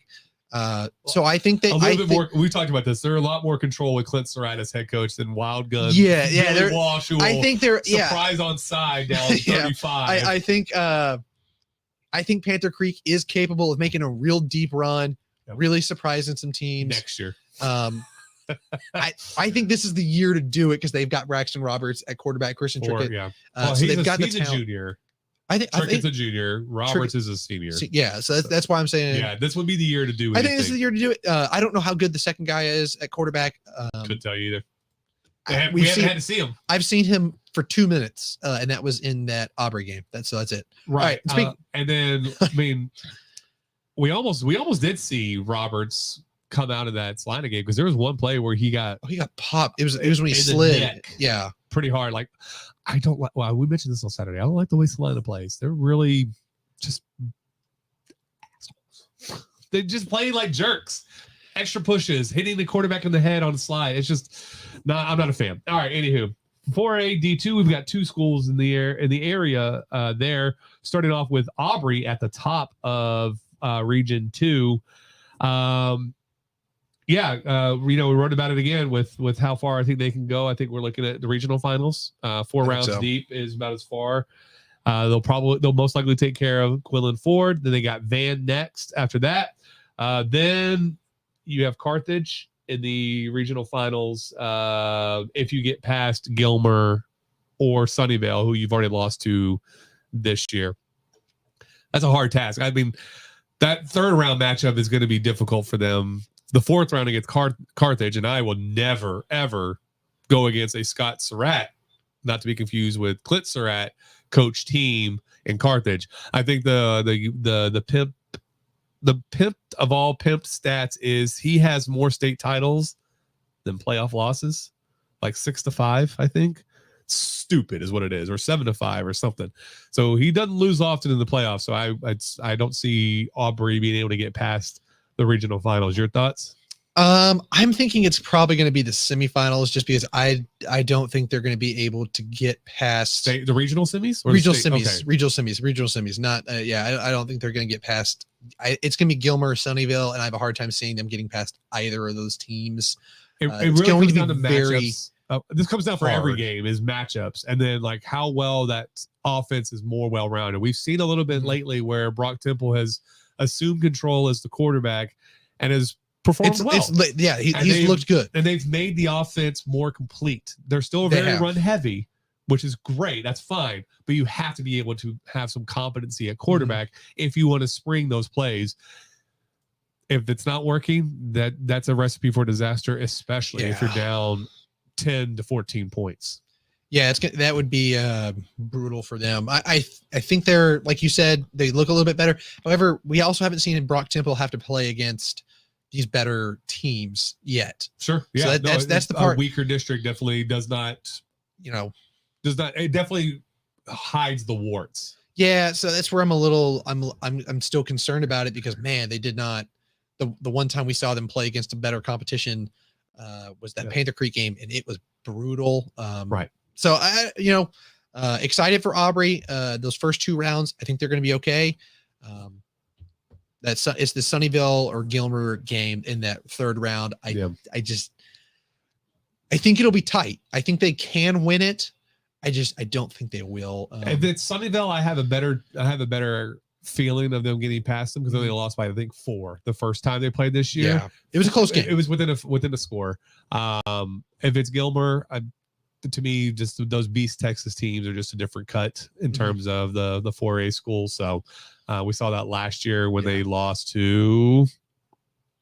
I don't even remember who they lost to in that same round, the regional finals. But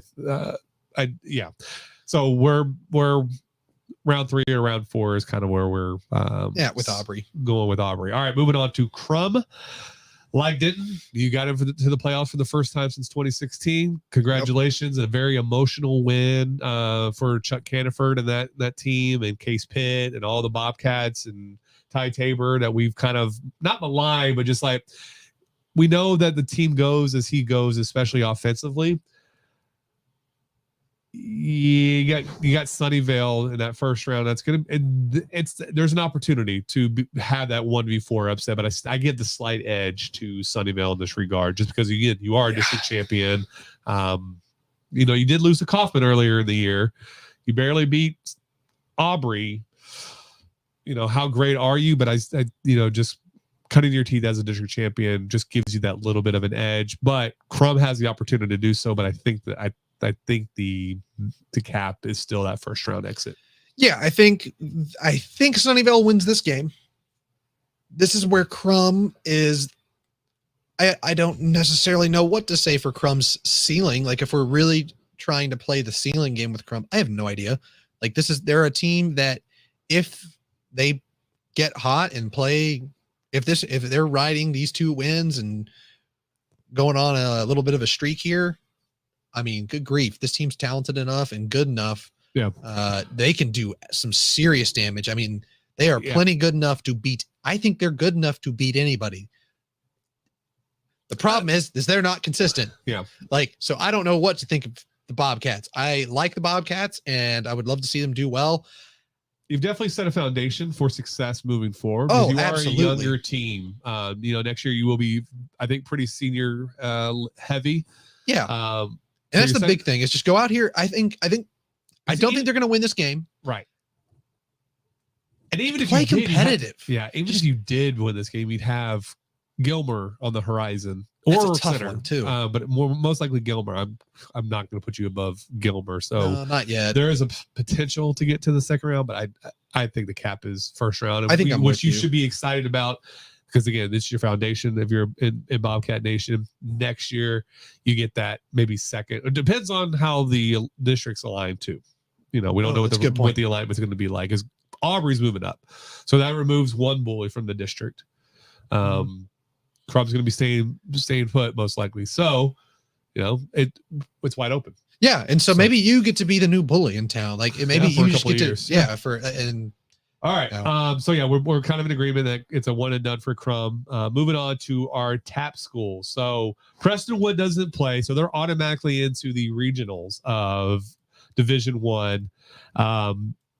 They would be playing against St. Pius Houston in that November 18th matchup next week, or that's what it says on the bracket. It could be different, but then you're either looking at St. Thomas from Houston, which is a really good team, or probably either Bishop Lynch or Central Catholic. So you're probably looking at St. Thomas.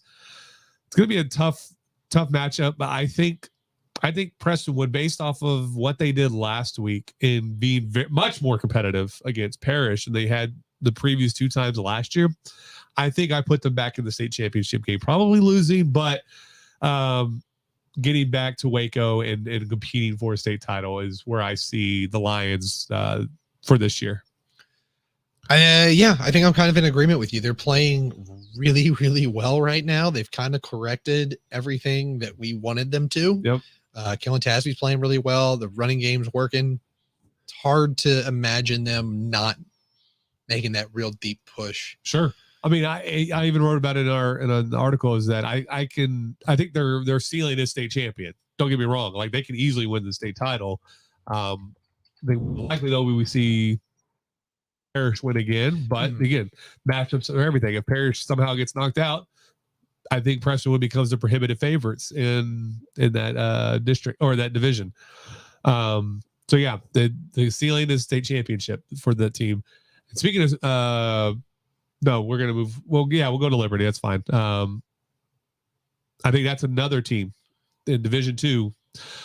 Let me rephrase that. I think that is the team that will win state this year. Yeah, I don't see a single team stop. I don't think anyone's stopping that. And real quick, I'm just going to go ahead and put my take out there, because I think this might be a little bit of a hot take. I don't know how crazy this is. I think Liberty, the closest game they're going to have in this playoff run on their route to in their run for a state title, because they're going to win state, is going to be a 21-point game. And I think that's going to be the state championship game. And that's going to be against probably the school, Regents School of Austin. I think that's what they have. That's what they have here in the bracket. And I think that's who they're probably going to end up playing. They could end up playing. I think it's Second Baptist out of Houston. Yeah, I don't think because the Second Baptist already lost to Austin Regents. Yeah, Regents is ranked. They're both teams would be ranked, but I think that's going to be the closest game they play. It's going to be a 21-point game, and I think Liberty is. And I don't even think that's that hot of a take. The more I've thought about it, it's like their closest wins this year. They're 10-0. Their closest win was week 1 against Prestonwood, 29 points. Then week 9, 10 against All Saints, 29 points. I'm tempted to say 28. I don't. Maybe split the difference and go 25. All right, I'll go 20. You want to go 25? You want to do it with me? Sure, yeah. I think their closest win will be DenCo a 25-point Gridiron's win take in is state championship. You're going to win by 25 or more in every game on their route to a state title. They feel like that freaking team, man. And I think part of it is, I think they want to blow everyone out. Oh, and yeah.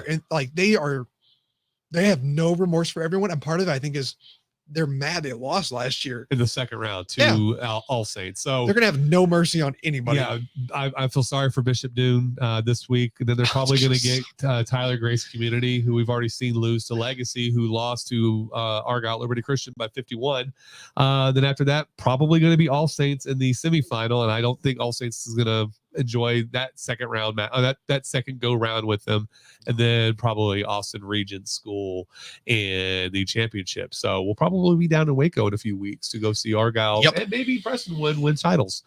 All right, and then the last team on this very exhaustive exercise of talking bracketology is Frisco Legacy, who in year one, after missing the playoffs last year under Coach Doug Hicks, completely undid everything that was wrong, I guess, with the program, turned it into a district champion, an undefeated district title in TAPS 2 District 2, knocking off Tyler Grace Community. I, though, see them as probably getting bounced in the second round in the regionals to All Saints. Yeah. Just because it's we've been here and done that type of mentality. All Saints played for a state title, I think, last year and lost, if I'm not mistaken. They're still a good program. I love the interactions we get from the fans from Frisco Legacy on social, and the flip from last year of missing out on the playoffs in the last week of the season to being a district champion. But I don't know if that's good enough to say that it's going to be an all the way type of postseason run. I think I'm going to temper the expectations, and maybe next year as players continue to grow, then we talk about them being a legit state title contender. But I think this year they're still a year off. I'm with you. I think they're about a year off from being legitimate state title contenders. We saw against Liberty, they just got handled by the Warriors, and All Saints played Liberty a little bit closer. So this is where obviously everyone's gotten blown out by Liberty, but just one of those things where there's just the gap is a little bit. I think the gap between All Saints and Liberty is a little bit closer than it is between Liberty and Frisco Legacy, which is why I'm going to say I think Legacy is going to lose to All Saints. So it's just kind of one of those things where I think the gap between those two schools is just enough that I have a harder time. I don't quite see them getting past that regional round. And like you said, All Saints has been there and done that, and they have guys on the team that know what it's like to be there. Yeah. And this is great for Legacy, because it looks like they're going to have a great shot at winning here in the first round, knowing what it's like to win a playoff game, not just being in one, but winning one. Yeah. It's again, especially after losing a de facto playoff game last year against Coram Deo. So now, if by some chance they do get past All Saints, I definitely don't see them beating Liberty. Again, I think Liberty it's foretold, and that's probably the jinxes of all jinxes. But that's just kind of how I feel. I haven't seen anything that would make me think otherwise really this year. So, but I think we're in the same boat. Get that first round win, get that taste of playoff success, and then I think that's kind of the cap. Maybe the state semifinals is your cap, and then you probably would come under that. But no, I think it's still a great season all around for Legacy. So that's it's been a thing. We've almost gone for 2 hours. I do. I've got the clock in front of me here. Freaking out. I didn't think we were going to do that, to be honest. But no, I did not. I thought we were going to blow right through it. But no, this is good debate, I think, in terms of it's our playoff show. It's the bracketology show. The rest of the stuff from here on out, it's going to be a lot of recapping games and talking a little bit. It's going to be a little bit more of our normal, I think, preview some games and stuff. But I think you gotta have to do this, I think, before the playoffs. It's almost like a whole new season. Yep, I 100% agree. Well, it is a whole new season. Yeah, it's the postseason. No, it's Gold Ball season. Oh God. I think that's the dorkiest name ever. Gold Ball season? If we're gonna have a trophy awarded to every by-district champion, might as well just go full throat and call it Gold Ball season, right? God, no Gold Ball season. It's like, all right. So we've got 2 games this week. We're gonna be at White versus Lone Star at the Ford Center. So we will be protected Thursday from the night. rain. Everybody come to the Ford Center and avoid the rain and watch on your iPads. Because that would be the move, or just stay home, either one. But come to the Ford Center, say hi. And then Friday night we're gonna be at Collins, right? So a lot of excitement renewed as the playoffs start. We're gonna have a few teams that make some pretty deep runs. We're gonna have some teams that are gonna be disappointed a little bit early, but that's just the nature of the beast, and I can't wait for it, man. I can't either. It's time for the playoffs. Like 24. Oh wait, a little more than 24 hours. A little bit more than 24 hours. And we'll be back on Saturday morning to break down what we saw. There we go. There you go. Yeah, we'll be back on Saturday morning to discuss what we saw, what we witnessed, and where things shook out for the second round of the playoffs. Sounds good. All right, bye guys. Thanks for watching.